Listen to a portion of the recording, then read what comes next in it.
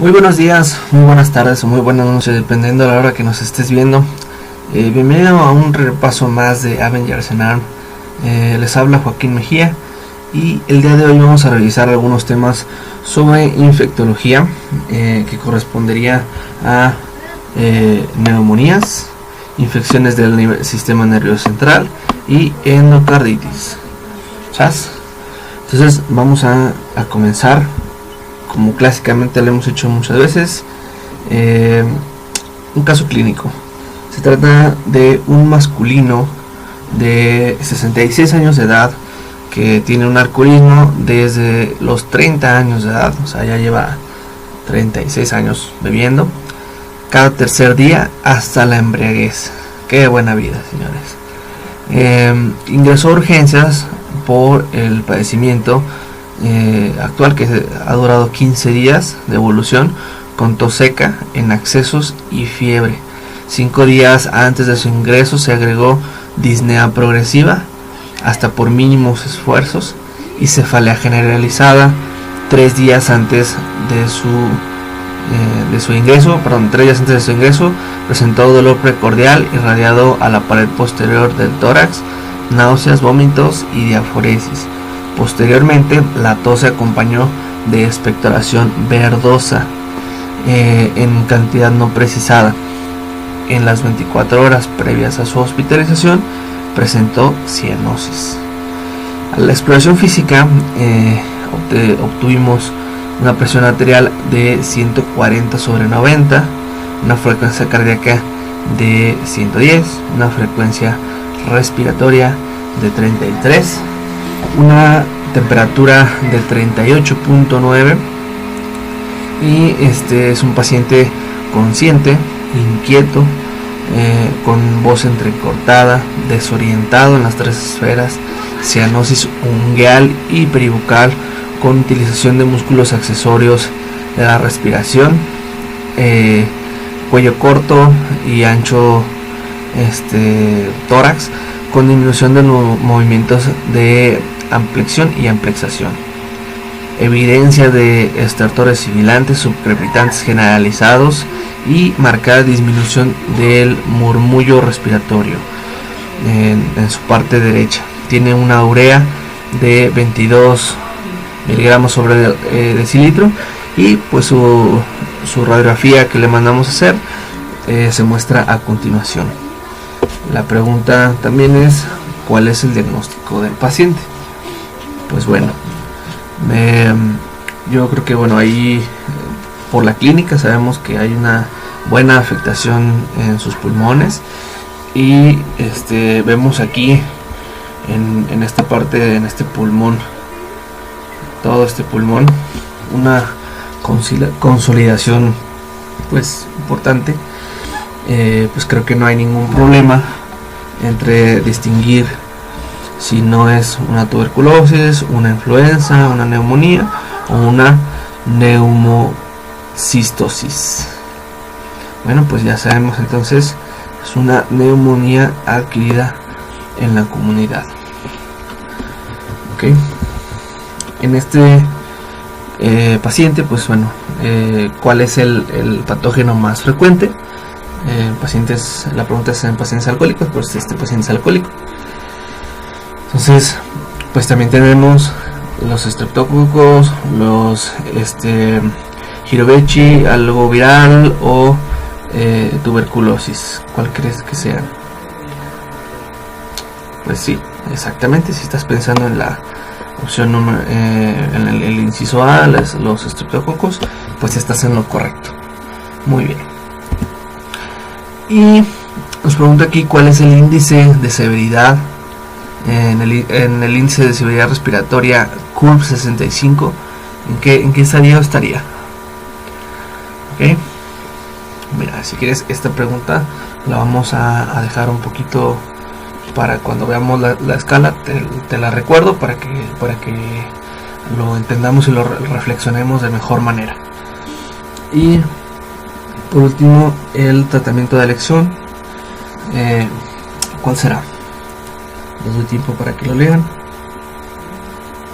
Suficiente tiempo. pues sí, efectivamente, pues también en este caso es la amoxicilina. Yo creo que hasta aquí pues no hay ningún problema, ¿no? Entonces hablemos un poquito de la neumonía adquirida en la comunidad. Primero, una definición. Esta es una infección aguda del parénquima pulmonar fuera del ámbito hospitalario y se acompaña por un infiltrado agudo en la radiografía torácica y o en hallazgos auscultatorios en pacientes no hospitalizados o que no hayan estado en algún centro asistencial durante 14 días previos al padecimiento y que inician la sintomatología de 24 a 48 horas de su internamiento, pues de estar en el hospital o en el centro asistencial, o 72 horas después, ¿ok? Entonces, si llegas y en cuanto si te hospitalizan o algo así y presentas síntomas dentro de las primeras 24 o 48 horas, se considera algo que pescaste en la comunidad. Pero si te dan de alta y 72 horas es después de la sintomatología, después de 72 horas, también es de la comunidad. Entre ese lapso, obviamente sabemos que se trata de algo intrahospitalario, pero de eso hablaremos más adelante. Ok, entonces, en cuanto a las etiologías, en cualquiera el más frecuente es el Streptococcus pneumoniae, seguido del Haemophilus influenzae y de Streptococcus aureus. Se dice también que en pacientes con EPOC puede ser un poquito más frecuente la Haemophilus influenzae, la Moraxella catarrhalis, pero también hay que considerar el Streptococcus. En cuanto a los factores de riesgo, pues tenemos a que las personas que son mayores de 65 años, que fumen, que toman, que tengan EPOC, que tengan algún tipo de cáncer, que tengan diabetes, alguna insuficiencia cardíaca, alguna inmunosupresión o tratamiento con esteroides. Entonces, mira, tenemos aquí una tablita, es la escala de Port. Esta escala de Port nos habla sobre el riesgo de una neumonía adquirida en la comunidad. Entonces, por ejemplo, podemos hacer esta escala viendo primero, por ejemplo, si eres hombre, si eres mujer o estuviste albergado en algún lugar de riesgo. Por ejemplo, si es un hombre, solamente pues tu edad, ¿no? Si es una mujer, le vamos a poner su edad menos 10 puntos. Si es un albergado, su edad más 10 puntos. Luego también hay que tomar en cuenta si hay algún comórbido para alguna neoplasia, alguna hepatopatía, alguna insuficiencia cardíaca, alguna AVC o alguna nefropatía, y le vamos a sumar los puntos correspondientes. A estos también vamos a sumarle los hallazgos físicos, como por ejemplo una alteración del estado mental, alguna alteración en la frecuencia cardíaca, alguna alteración en la presión sistólica que sea menor de 90, alguna temperatura que vaya menos de 35 o más de 40, o que el pulso sea más de igual o mayor a 125 latidos por minuto, y también le vamos a sumar los puntos correspondientes. Por último, también hay que tomar en cuenta los hallazgos laboratoriales, que por ejemplo tenga un pH menor a 7.35, un BUN arriba de 30 miligramos por decilitro, un sodio menor a 134, que pueda tener algún derrame pleural, que tenga un hematócrito menor a 30%, que tenga una que sature menos de 90, o que tenga una presión de oxígeno menor a 60, que tenga una glucosa mayor a 250. También le vamos a sumar los puntos que podría que hemos estado sumando. Esto obviamente es una escala de riesgo es para neumonía. Entonces, por ejemplo, lo podemos ya definir de la clase 1 hasta la clase 5, depende de los puntos en los que estamos aquí. Por ejemplo, un paciente que tenga menor a 50 años y que sea sano, o sea, que no tenga nada de esto, cualquier manejo va a ser ambulatorio. Si vemos que en nuestra escala sacó menos de 70 puntos, también puede ser el manejo ambulatorio. Si vemos que él va de los 71 hasta los 90 puntos, entonces ahí es a considerar, también depende de por qué nos está consultando, valorar si puede ser ambulatorio, puede ser intrahospitalario. Ya cuando tenemos aquí de 91 a 130, pues entonces ya esto tiene que ser el manejo intrahospitalario.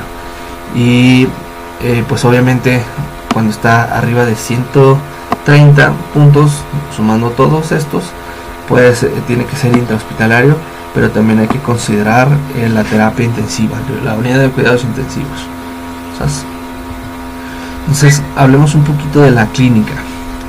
En este caso, la presencia de los hallazgos radiológicos no son suficientes para identificar al agente etiológico específico. O sea, nos puede ir orientando, ok, una consolidación, algún infiltrado, pues puede ser sugerente a que la persona está teniendo alguna neumonía, pero no necesariamente vamos a decir, a huevo, esa radiografía es de estreptococo, esta radiografía es de estafilococo, o sea, no se puede. Entonces, la neumonía neumocócica clásicamente tiene un inicio súbito de escalofríos, tiene fiebre, rigidez, tos productiva, dolor pleurítico y tiene infiltrados focales. Esto es una neumocócica clásica, la neumonía que todo el mundo quisiéramos ver del libro. Pero también obviamente hay bacterias que son un poquito atípicas, como la legionela, que se dice que puede estar precedida por molestias gastrointestinales y acompañada de hiponatremia. Es de las pocas que nos puede dar algún síndrome extrapulmonar debido a la hiponatremia. Entonces, como lo son la legionela y el micoplasma, ¿sabes? También los hemófilos pueden ser encontrados frecuentemente en los pacientes con EPOC y puede provocar tos productiva, infiltrados lobares parcheados. La neumonía estafilocócica puede estar rápidamente progresiva, lobar bilateral, puede tener alguna cavitación y sigue la infección por influenza, por Haemophilus influenzae, por Klebsiella, y puede haber esputo mucopurulento. Los organismos atípicos como el Mycoplasma pneumoniae y la Chlamydia pneumoniae frecuentemente tienen una presentación insidiosa y pueden cursar con tos no productiva e infiltrados diseminados. Entonces, también en los pacientes pediátricos pueden presentarse fiebre, tos, taquipnea, dificultad respiratoria, estertores alveolares, broncoalveolares, dolor abdominal o saturación menor a 94%. El diagnóstico, pues se puede decir que es clínico. El diagnóstico clínico lo vamos a ir sospechando mediante la historia clínica, mediante una exploración y mediante la radiografía torácica. Aquí la radiografía tiene una sensibilidad y una especificidad buena, siempre y cuando tengan 4 signos presentes, que serían la fiebre, la tos, la expectoración y estertores broncoalveolares. Salió bien rara esa palabra, broncoalveolares. Entonces se supone que si estamos sospechando a un paciente con neumonía, con fiebre, con tos, con expectoración y con estertores, la radiografía tiene una sensibilidad del 91% o 91.7% y tiene una especificidad del 92%. O sea, realmente sí es un buen estudio para poder diagnosticar una neumonía.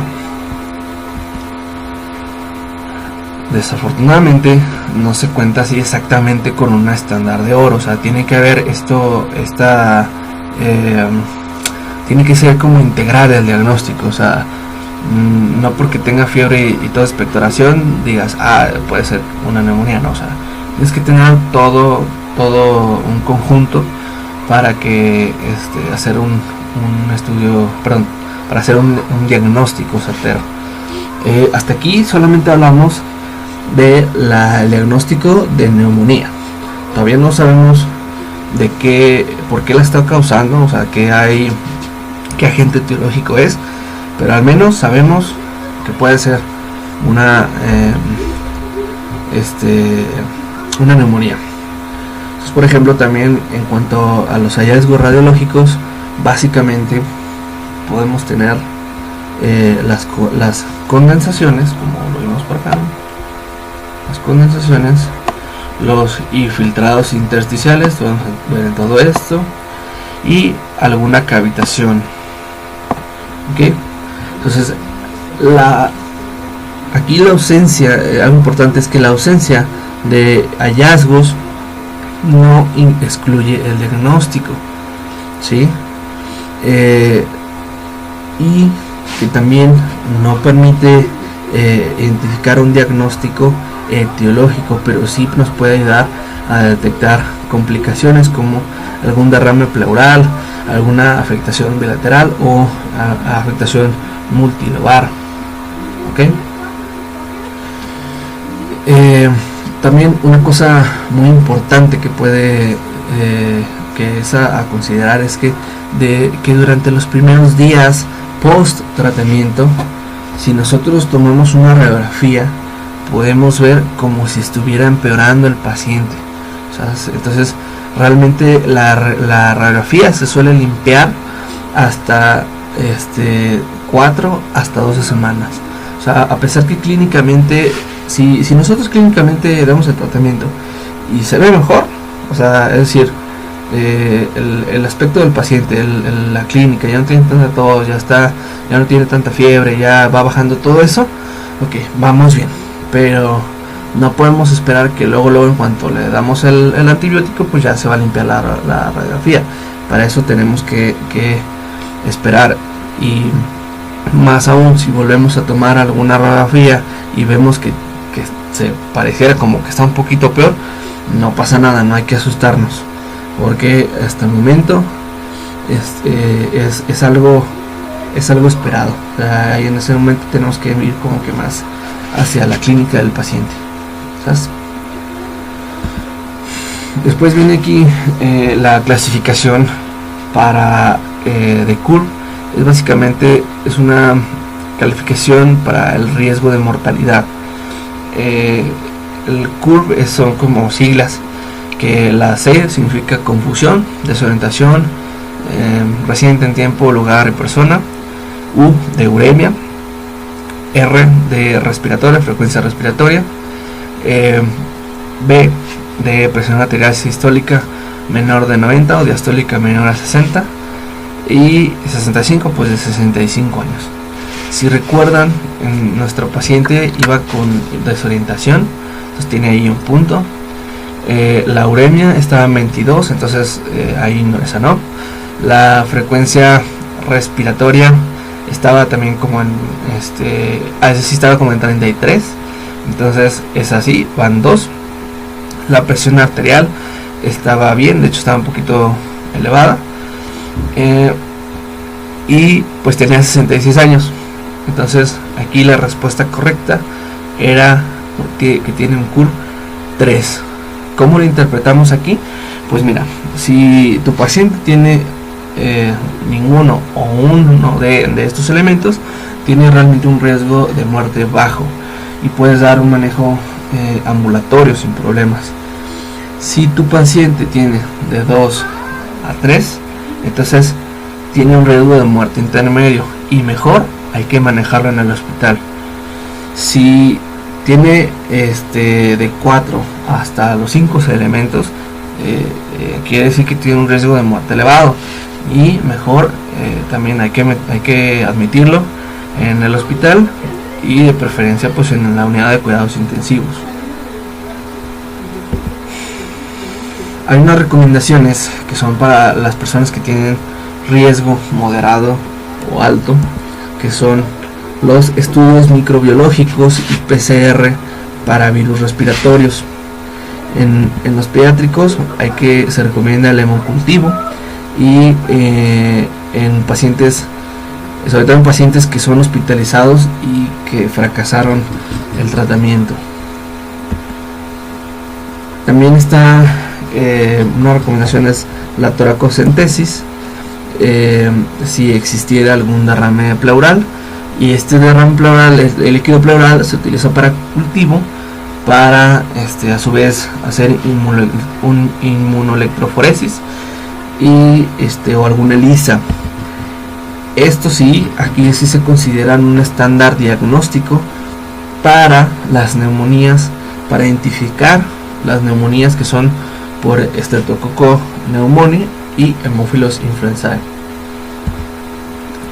Ahora, aquí, pues de preferencia,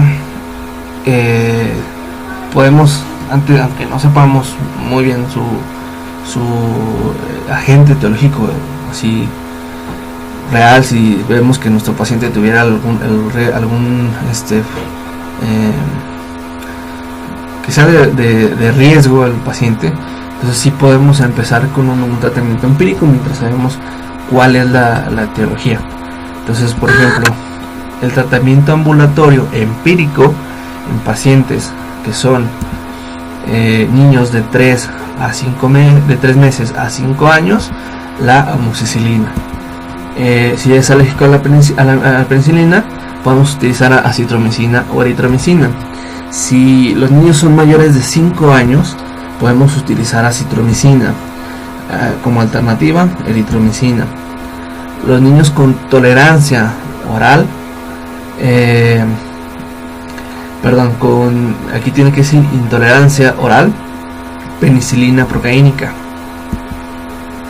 Los adultos previamente sanos, sin comórbidos, que no han recibido antibióticos los últimos 3 meses, podemos darles amoxicilina. Si existiera una intolerancia o hipersensibilidad a la penicilina, entonces podemos utilizar claritromicina o doxiciclina.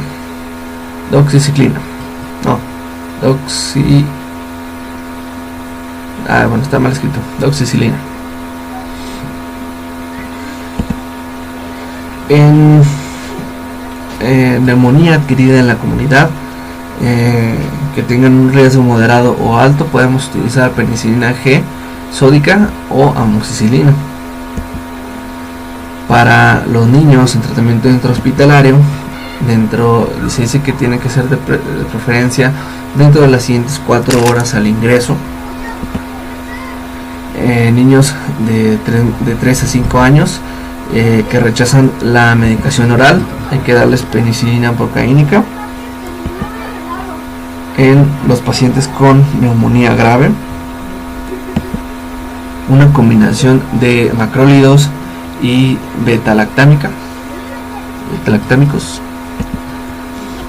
Y pacientes no vacunados con neumonía complicada o en comunidades con prevalencia de resistencia elevada a la penicilina, cefalosporinas de tercera generación, mayores de 5 años, la penicilina sódica cristalina. El tratamiento intrahospitalario para los adultos es si tienen una severidad baja con hospitalización por alguna otra razón, la amoxicilina. Alternativas, claritromicina, eritromicina. Si es de severidad baja, moderada, amoxicilina también. Si hay intolerancia, doxiciclina, ciclina, sí, doxiciclina y claritromicina o claritromicina. La severidad, los que tienen severidad moderada, podemos hacer una esto tiene que ser intrahospitalario y hay que darle penicilina G sódica. Si tiene comorbilidades o tratamientos antimicrobianos recientes, aumentan la probabilidad de infecciones por Streptococcus pneumoniae.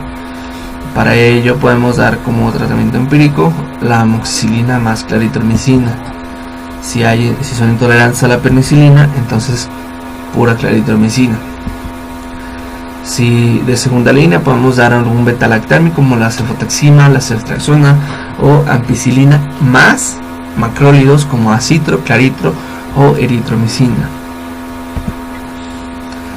En los pacientes que son intolerantes a la penicilina, en que el tratamiento oral es inapropiado, se puede dar levofloxacino, moxifloxacino o gemifloxacino. Si hay alergia a la penicilina, se puede hacer una combinación de cefalosporinas con fluoroquinolonas. Obviamente sabemos que las fluoroquinolonas están contraindicadas en los pacientes pediátricos. Y bueno, una vez que ya tengamos a nuestro agente etiológico ya bien identificado, entonces aquí ahora sí podemos dar el tratamiento pues adecuado, ¿no? Entonces aquí hay un cuadrito que no me voy a detener para leer todo eso, pero los más digamos los más importantes, que son el Streptococcus pneumoniae. La primera línea de tratamiento es la amoxicilina o penicilina, como alternativo la claritromicina, cefuroxima o cefotaxina o ceftriaxona. Luego la de la Haemophilus influenzae también es amoxicilina con ácido clavulánico y cefuroxima como alternativa, cefotaxima, ceftriaxona o fluoroquinolonas. Por último, la Streptococcus aureus, la doxiciclina con osinrifampicina.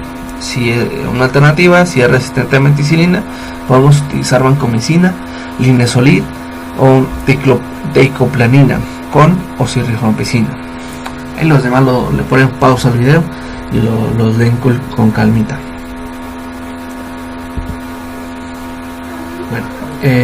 La neumonía nosocomial, tenemos que es la presencia de un infiltrado pulmonar en contexto de una respuesta inflamatoria sistémica en un paciente que esté hospitalizado hasta 72 horas de su egreso. Entonces es lo que platicábamos hace rato. Si es después de las 48 horas de haber estado hospitalizado, o 72 de ahí hasta 72 horas de su egreso, antes de 72 horas, entonces puede estar relacionado a algo nosocomial. En cuanto a la frecuencia, es la segunda infección nosocomial atrás de las infecciones de las vías urinarias, que son la primera. Esta sí me acuerdo que era una pregunta de examen nacional acerca de la infección nosocomial más frecuente. Son las infecciones de vías urinarias. La segunda es la neumonía. En cuanto a factores de riesgo, básicamente el más importante de todos es la intubación. Ese es algo muy importante. Y aquí también tenemos un periodo de tiempo que son 42 horas después de la intubación o en las siguientes 72 horas después de haberlo extubado. Aquí también lo podemos clasificar respecto a la aparición. Puede ser de un inicio temprano, antes de el quinto día, y normalmente puede estar causado por Streptococcus pneumoniae, Haemophilus influenzae, Streptococcus aureus, y que son sensibles a meticilina, y Moraxella catarrhalis. También tenemos los inicios tardíos que van después del quinto día, y son agentes, los mismos agentes del inicio temprano, más Pseudomonas aeruginosa o el Acinetobacter o los Aurus que son resistentes a meticilina. Entonces, aquí en este caso, mientras son peras o son manzanas, mientras identificamos al agente etiológico, también aquí podemos empezar un tratamiento empírico, que es mientras se obtiene el diagnóstico definitivo microbiológico. Los de inicios tempranos sin factores de riesgo, podemos dar cefalosporinas de segunda o tercera generación, como la ceftriaxona. Podemos dar penicilina con algún inhibidor de beta-lactamasas, y pacientes con infección con bacilos gram negativos multiresistentes, en especial las pseudomonas, podemos dar la ceftadixima o cefepime con un carbapenémico o un beta-lactámico. Esto más un inhibidor de beta-lactamasas, como la piperacina o tazobactam, más una fluoroquinolona antipseudomona, como la cipro o la levofloxacina. Otra alternativa es aminoglucósido o ciprofloxacino con alguno de los siguientes: la penicilina con inhibidor de beta-lactamasas, alguna cefalosporina como la ceftazidima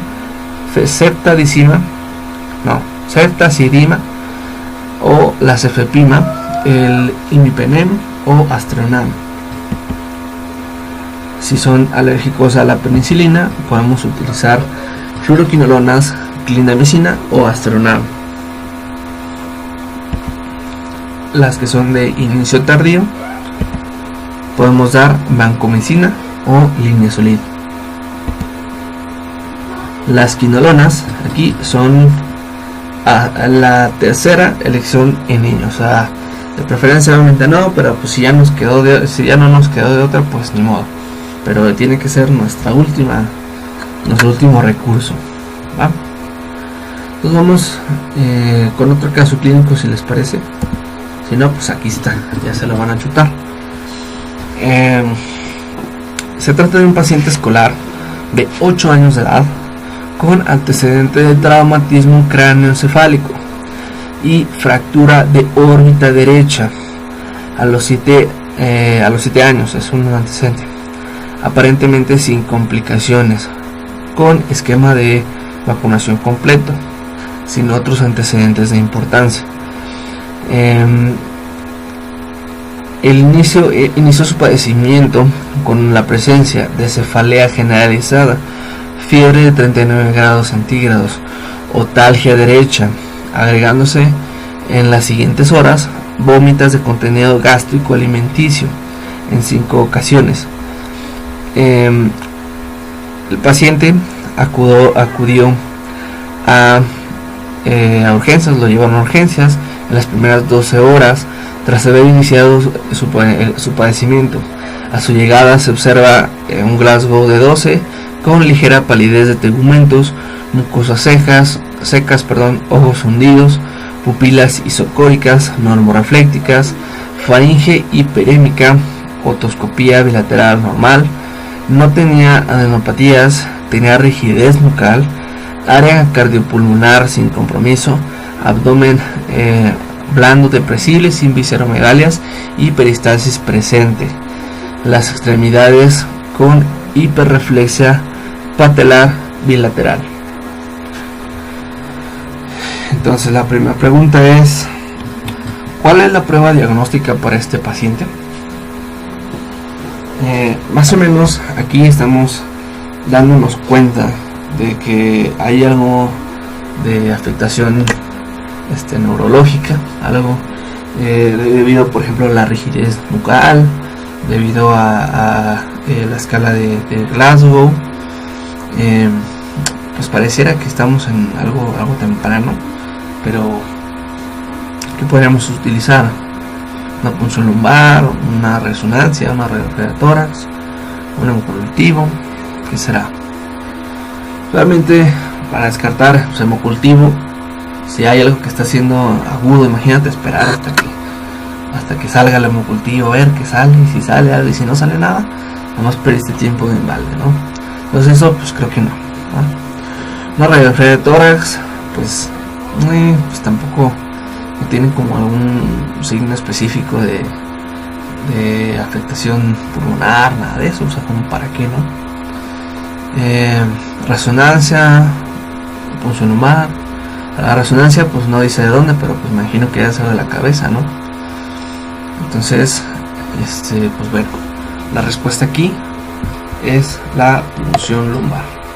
Obviamente estamos encaminándonos hacia hacia algún tipo de meningitis, pero en este caso lo primero es una punción lumbar. Hay algunas indicaciones específicas para que se haga la resonancia o alguna tomografía antes que la punción, pero más adelante los iremos viendo. Entonces sí se realizó punción lumbar y se detectó Streptococcus pneumoniae. ¿Cuál es el tratamiento de elección aquí? Miren, los voy a dejar con la duda. Ahorita más adelante lo vamos a responder. Entonces hablemos de meningitis. La meningitis es la inflamación de las leptomeninges, nada más. Como característica tiene causas dependientes que son de la edad y antecedentes del paciente. Los factores de riesgo en la comunidad son infecciones del tracto respiratorio, otitis media, sinusitis, neumonía, diabetes mellitus y pues uso de drogas intravenosas. Obviamente aquí, por ejemplo, en este caso nuestro paciente ya siempre empezó, ¿no? Como con una infección de tracto respiratorio parecería. Parecería. Si entre los agentes etiológicos que podemos encontrar, pues uno son la Listeria monocitógenes, que en condiciones puede estar presente en condiciones que alteran la inmunidad, por ejemplo en VIH, pacientes que tienen tratamientos con esteroides, pacientes trasplantados o con quimioterapia. También están los Streptococcus pneumoniae, que estos alteran la producción de inmunoglobulinas,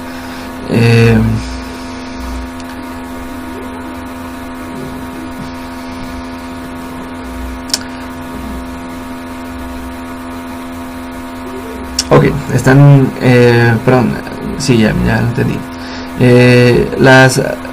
Están presentes en pacientes que tengan esplenectomía, hipogamaglobulinemia y en las que están en mieloma múltiple, y estas, bueno, alteran la producción de inmunoglobulinas.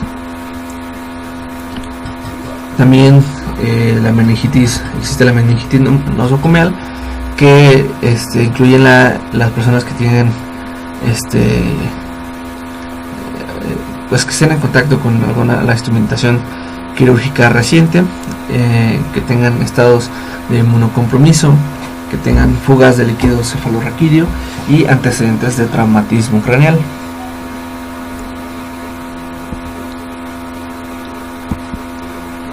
Okay. En cuanto a las etiologías, pues bueno, son muy variadas, como les decía antes, son muy variadas y dependen de la edad y de sus lugares donde su contexto del paciente, básicamente.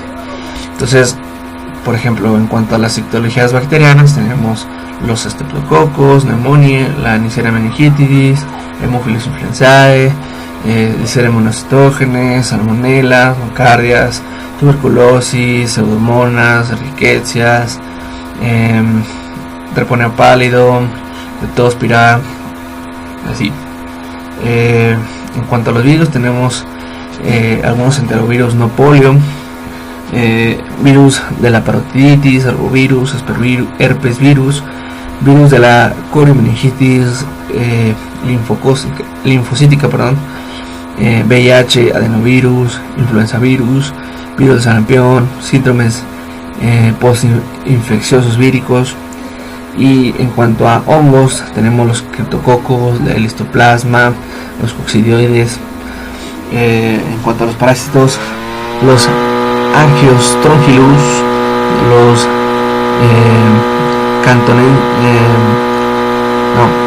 Angiostrongylus cantonensis, Naegleria siempre se me ha hecho bien difícil pronunciar eso.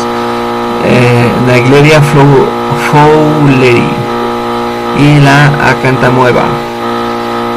También tenemos causas no infecciosas que pueden ser causadas por antibióticos como el ciprofloxacino o el trimetoprim con sulfamethoxazol, algunos AINES también, quimioterapéuticos, azathioprina, carbamazepina, inmunoglobulinas, ranitidinas, fenoxapiridina, algunos tumores o quistes intracraneales, craniofaringioma,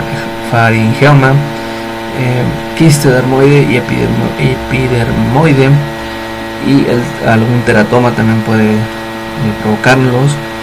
También alguna neurocirugía, las anestesias espinales, las inyecciones intracraneales, el lupus y convulsiones, migraña también pueden estar asociados. Las manifestaciones de la meningitis bacteriana aguda incluyen la cefalea en más del 90%, la fiebre en más del 90%, el meningismo más del 85%, las alteraciones del estado de alerta en un 80%, rigidez nucal, y estas rigidez nucal, alteración del estado de alerta y la fiebre son signos patognomónicos de la meningitis.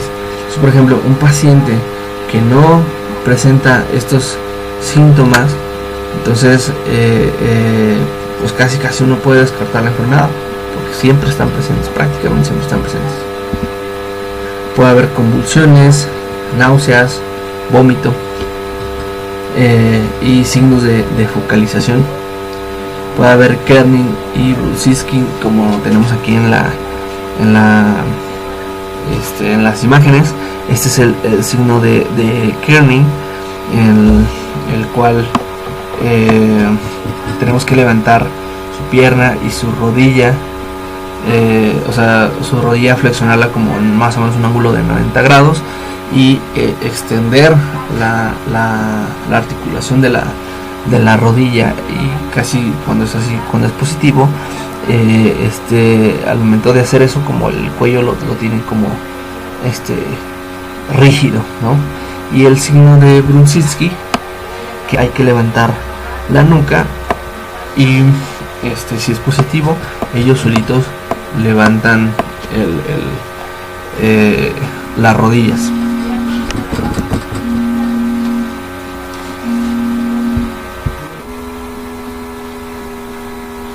Y bueno, el 73% de los pacientes presentan una erupción cutánea. Los diagnósticos diferenciales que tenemos que tener aquí es la fiebre moteada de las montañas rocallosas, alguna infección por ecovirus tipo 9, estafilococo pneumonia, por influenza virus, por Haemophilus influenzae, por Aurus o por Acinetobacter. También tenemos la meningitis aséptica, que es causada por enterovirus y pueden presentar dolor torácico y abdominal. Esta se llama aséptica porque cuando hacen la punción pues no ven bacterias, pareciera que no hay nada, entonces pues es por virus. También tenemos la meningitis subaguda, que esta se desarrolla en un periodo de semanas con alteraciones del estado mental, cefalea dolor cervical y fiebre. Por último, la meningitis tuberculosa en pacientes alcohólicos con VIH u originarios de países endémicos. El diagnóstico para meningitis bacteriana entonces es la exploración física y el examen del líquido cefalorraquídeo. Lo que les comentaba, hay indicaciones que son para tomar la tomografía antes que la punción lumbar, y estos son que tengan un antecedente de enfermedad del sistema nervioso central, que tengan crisis convulsivas de inicio reciente, que tengan papiledema, que tengan alteraciones del estado de conciencia o que tengan déficit neurológico focal.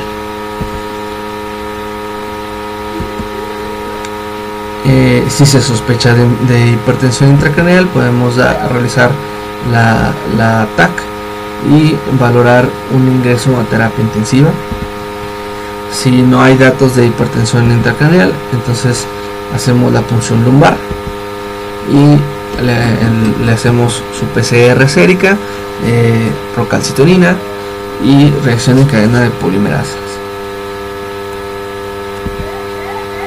Si se confirma y es candidata, entonces damos esteroides e iniciamos el tratamiento antimicrobiano empírico. ¿Cuál es el tratamiento antimicrobiano empírico? En el caso de sospechar de el Streptococcus pneumoniae, se recomienda usar dexametasona y ceftriaxona en mayores de un mes, cefotaxina de un mes a 12 años, y como alternativos meropenem y clorfenicol. ¿Se acuerdan de nuestro caso? Era un niño que tenía de 8 años, entonces el tratamiento aquí pues es cefotaxima de manera empírica, porque está entre el rango de edad. Si es alérgico a la penicilina, la vancomicina y el clorfenicol. Si es neumocócica resistente a penicilina, ceftriaxona o cefotaxina con vancomicina. Si la cepa resistente también debe suspender los corticoides. Esto pues porque podríamos, digamos, como bajar un poquito, como suprimir un poquito la inmunidad con los corticoides, y pues esto hace que las bacterias se aprovechen y pues se reproduzcan más. La meningitis por listeria, hay que dar amoxicilina o ampicilina. Si tienen edema cerebral, hay que usar manitol. Si tienen crisis convulsivas, suelen responder con fenitoína. Y la tromboprofilaxis, que son medidas de compresión, o algunos compresores neumáticos o heparina. Para la profilaxis, entonces la guía recomienda la inmunización contra Neisseria meningitidis y contra hemófilos influenzae tipo B, sobre todo en personal de salud ante algún brote. También la quimioprofilaxis a los contactos cercanos, en el caso de meningitis meningocócica, rifampicina, ciprofloxacino o ceftriaxona. También tenemos las encefalitis, que es el proceso inflamatorio del parénquima cerebral. La etiología suele ser viral, pero puede deberse también a encefalomielitis infecciosa o alguna enfermedad degenerativa crónica o alguna infección por priones. La aguda puede ser causada por adenovirus, enterovirus, herpesvirus, influenzavirus, virus coriomeningitis linfocítica, virus del sarampión, de la parotiditis, de la rabia o de la rubiola. Las infecciones subagudas puede ser causada por VIH, por virus JC, era como virus que están asociados al polio, si mal no recuerdo. Igual si recuerdan ustedes bien, me lo ponen en los comentarios. Y también puede estar asociado a priones. La clínica entonces tiene un pródromo inespecífico que puede ser por todos estos. Puede haber cefalea, fiebre, rigidez nucal, deterioro rápido y global, ataxia, hemiparesia, afasia, involucramiento de los nervios craneales, psicosis, todo dependiendo del área que esté afectada, y convulsiones. Un 50% de los pacientes, si está relacionado con el virus de la parotiditis, puede tener precisamente parotiditis, orquitis, pancreatitis. Y puede haber alucinaciones, puede haber cambios agudos de la personalidad, y sugieren pues una encefalitis herpética. El diagnóstico, debido a que debido a que las características del líquido cefalorraquídeo no suelen diferir las meningitis víricas, entonces hay que hacer un PCR que puede identificar los herpesvirus 1 y 2, citomegalovirus, Epstein-Barr, varicela zoster, enterovirus y virus del oeste del Nilo. Podemos también hacer un cultivo para virus Coxsackie, ecovirus, de la coromeningitis linfocítica y de la parotiditis y algunos arbovirus. El tratamiento, si es una cefalitis herpética, pues hay que dar aciclovir, y si son arbovirus, pues, o cualquier otro de más, pues medidas de soporte nada más. Hablemos también de absceso cerebral y epidural, que en este caso es muy frecuente y va pues en aumento en pacientes con VIH o con tratamientos inmunosupresores.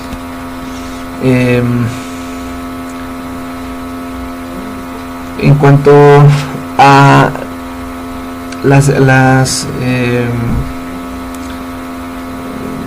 digamos como eventos que están asociados a un absceso, es que primero o puede tener algún foco infeccioso ya presente, ya identificado, puede llegar ahí por alguna diseminación hematógena, o puede llegar al cerebro pues por un traumatismo penetrante. La mayoría de las infecciones estas son polimicrobianas. Los estreptococos son los que han sido aislados más frecuentemente. La neurocisticercosis es una causa muy común, pero en pacientes que están aún en desarrollo.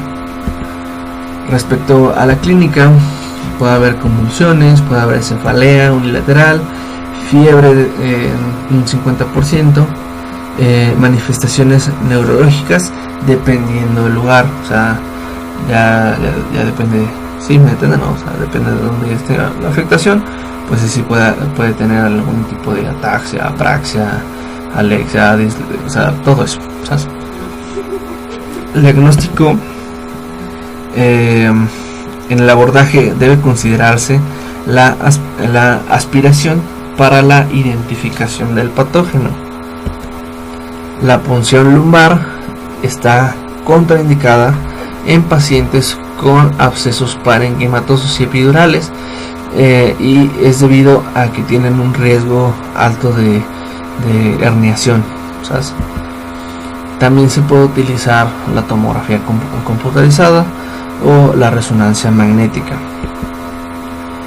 El tratamiento, pues antibióticos de amplio espectro, esteroides, y están indicados sobre todo en los que tengan efecto de masa y disminución del estado de alerta. No se ha definido algún criterio certero para la intervención quirúrgica, pero sí se ha visto que masas que sean mayores a 2.5 centímetros no se resuelven sin manejo quirúrgico.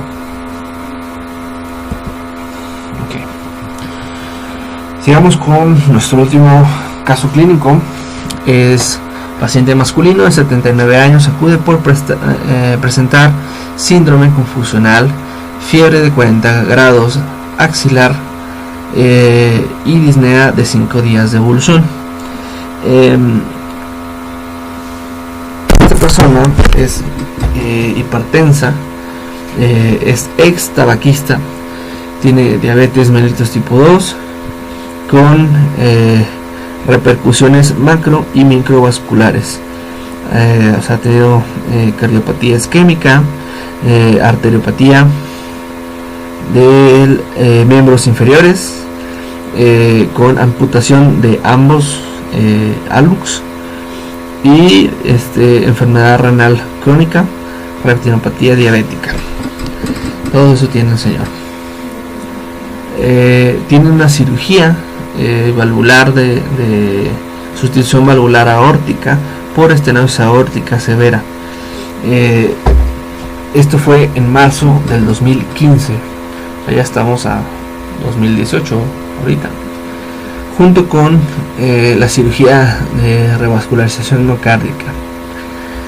Al examen se destaca una frecuencia respiratoria de 26, una presión arterial de 100/60, una temperatura de 38.5, normocoloreado, hemorragias en astilla, nódulos de Osler en las manos, estertores crepitantes, bivasales, soplos holosistólicos eyectivos 2 de 6 en mesocardio, abdomen blando e indoloro, no visceromegalias, conciencia descrita, sector meningio normal, sin alteraciones de pares craneales ni a nivel espinal, amputación de ambos hallux, segundo dedo del pie derecho con necrosis húmeda. ¿Ok? El señor está bien mal ya. ¿Cuál es el diagnóstico de este paciente? Pues tenemos aquí una meningitis, una endocarditis, una tuberculosis o un adenocarcinoma. Yo creo que aquí pues es muy obvio el caso, porque debido a que pues te habla primero de que tiene ha tenido ya cardiopatías isquémicas, te habla de que tuvo insuficiencia aórtica, que ya tiene una válvula protésica desde hace como 3 años, y pues por ahí hay algunos otros datos que más al rato les hablaremos, pero pues básicamente ya sabemos todos que se trata de una endocarditis infecciosa, ¿no?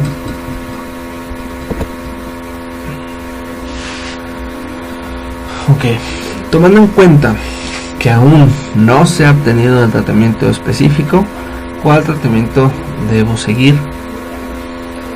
Podemos dar tratamiento empírico con meropenem linezolid, tratamiento empírico con ceftriaxona, tratamiento empírico con ampicilina con aminoglucósido, o pues mejor no empezamos el antibiótico hasta que tenga el diagnóstico específico, no la vayamos a cagar, ¿verdad?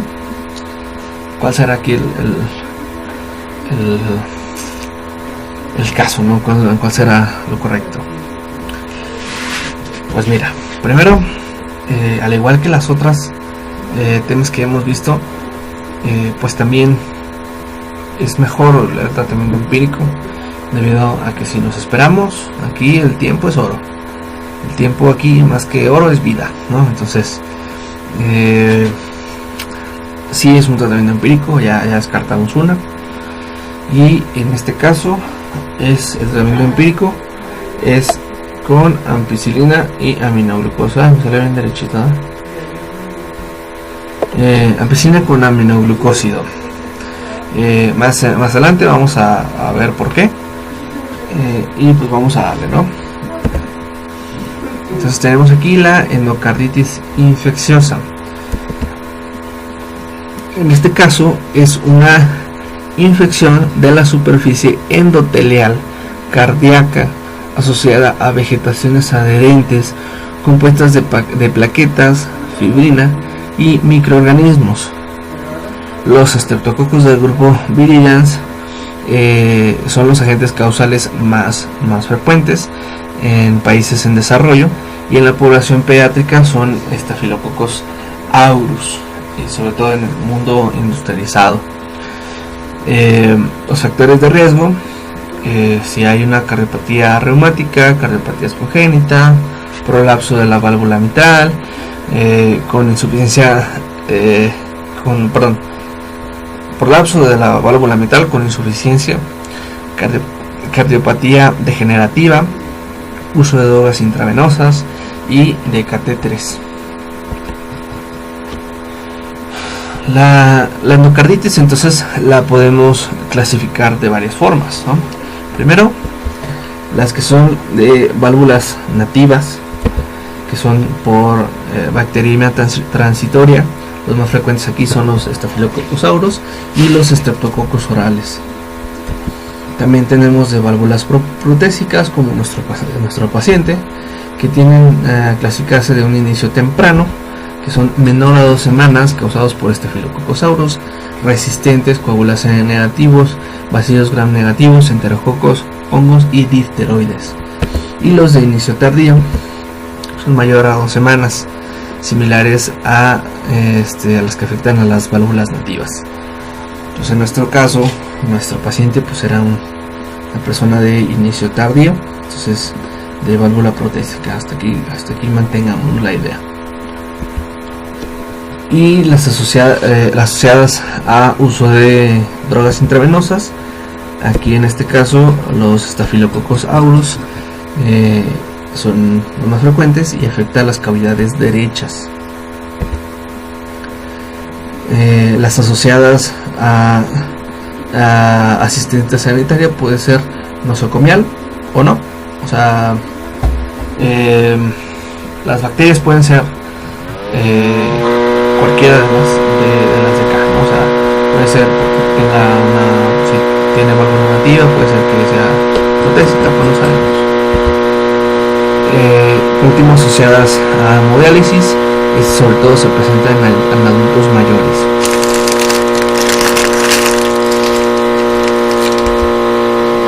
En cuanto a la clínica, existen aquí manifestaciones cardíacas embólicas e inmunológicas, émbolos pulmonares y renales, daño renal debido a la glomerulonefritis aguda, y depende de dónde esté la afectación, es los síntomas que van a presentarse. En este caso, en el corazón derecho, en el lado derecho del corazón, puede haber ausencia de soplos, puede haber dolor torácico, disnea, tos, hemoptisis, y este sugiere un embolismo pulmonar. Y si hay afectación izquierda, entonces puede haber fiebre, escalofríos, diaforesis.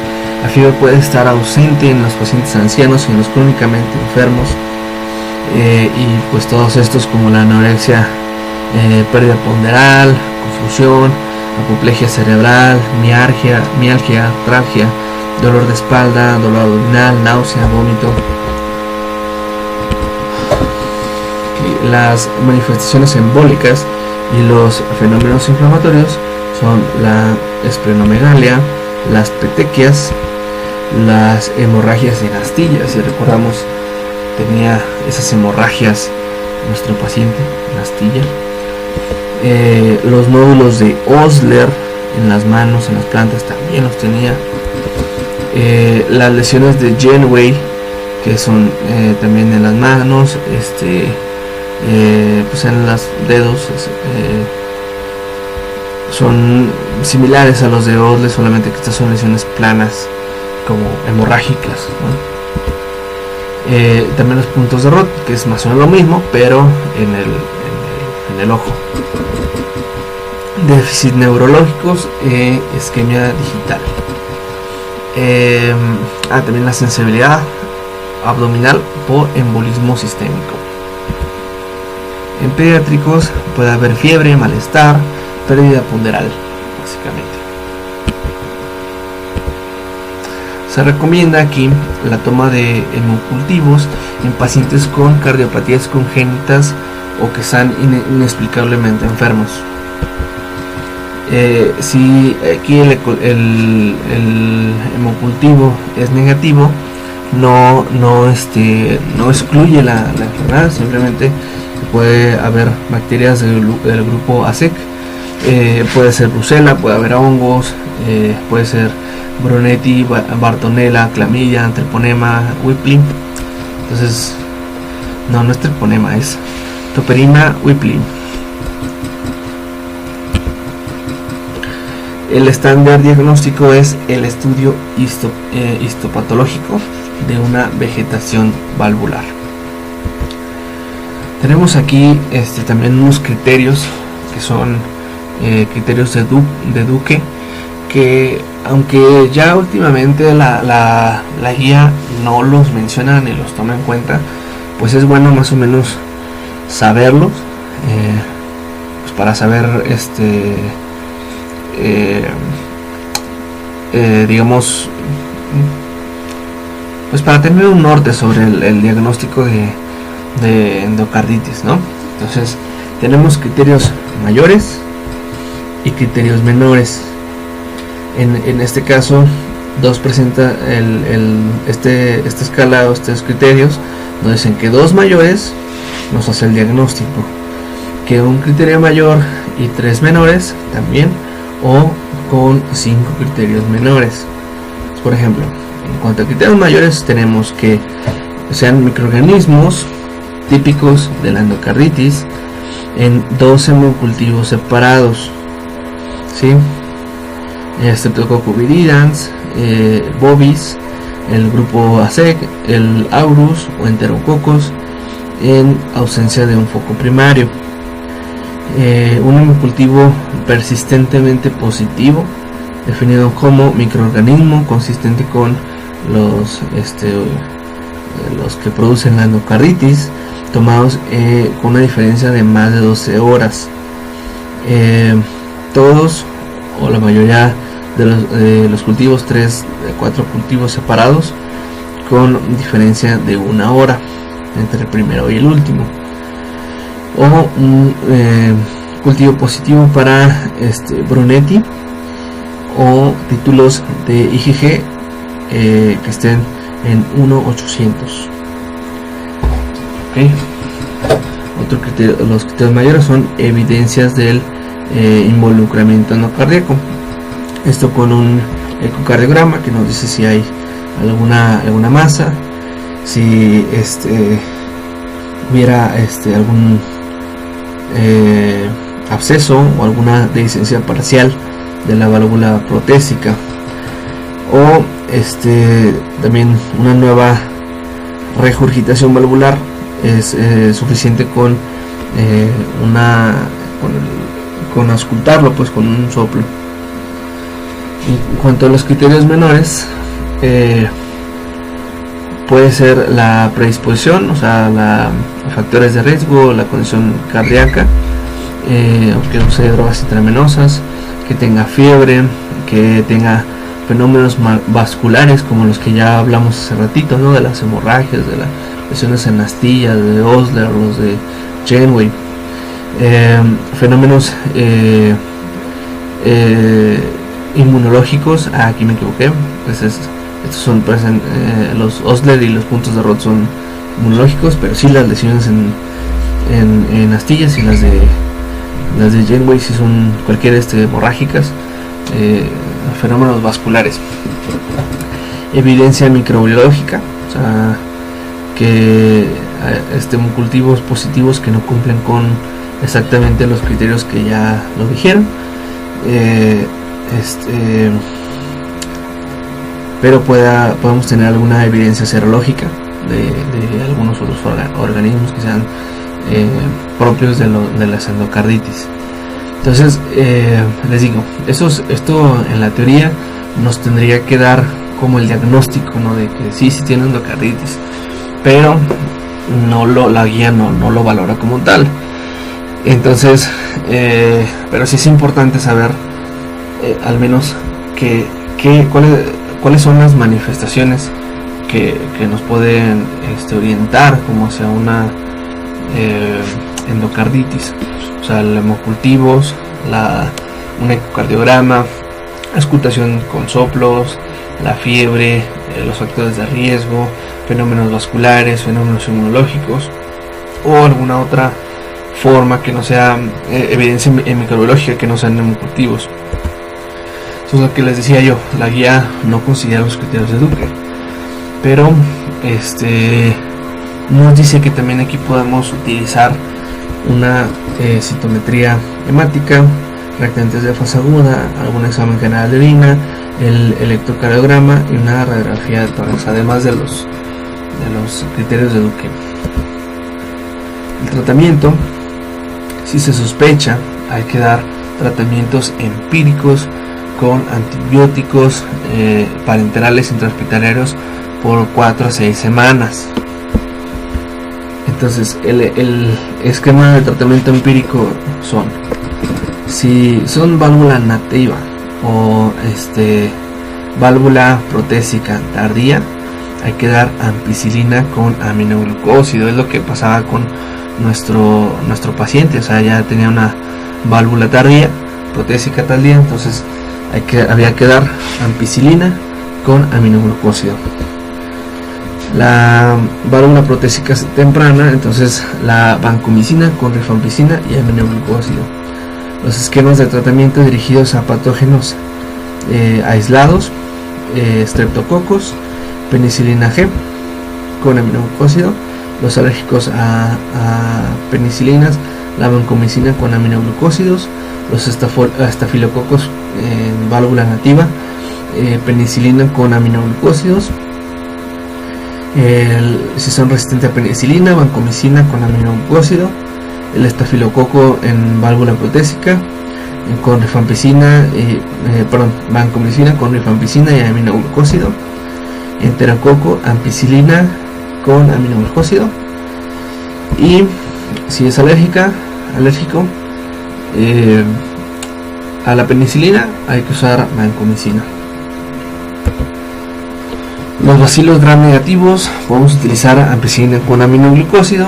Los hongos con anfotericina B con azoles. Los microorganismos poco comunes con algún tratamiento basado en un antibiograma. Entonces, aquí esto es solamente pues tomando en cuenta la infección como tal, o sea, el antibiótico. Pero, ¿qué pasa con las vegetaciones? Entonces, aquí en este caso, las indicaciones para el tratamiento quirúrgico depende si son de la válvula nativa o la válvula protésica.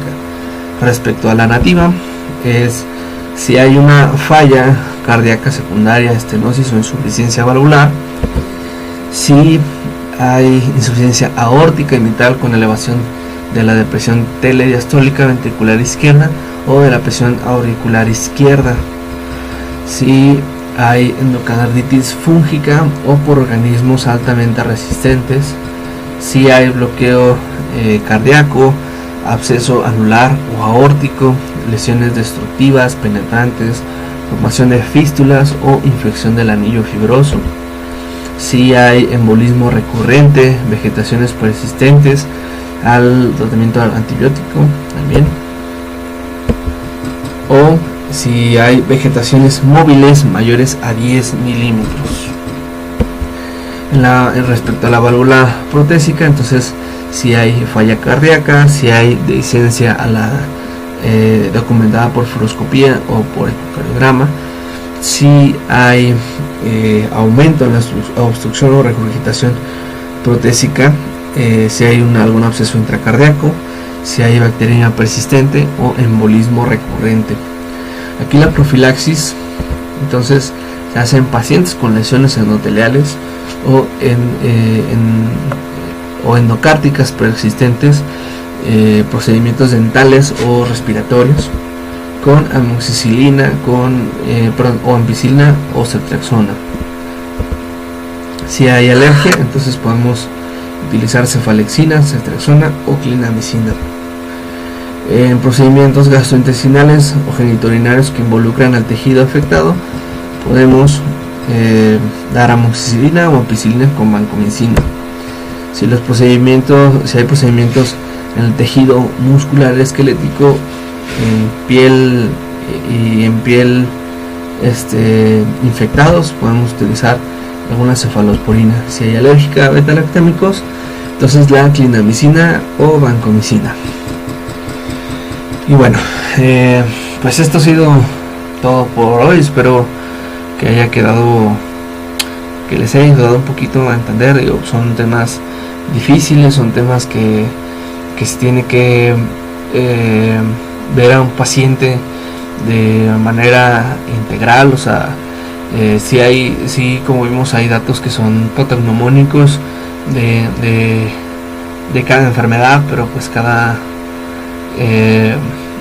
pero también tienen su parte que son así como medias insidiosas, medios así, ¿no? Entonces,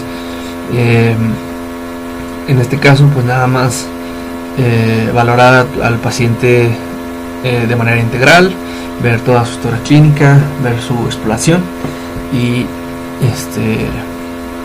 pues sus auxiliares diagnósticos. Pues bueno, esto ha sido todo por hoy. Hasta la próxima.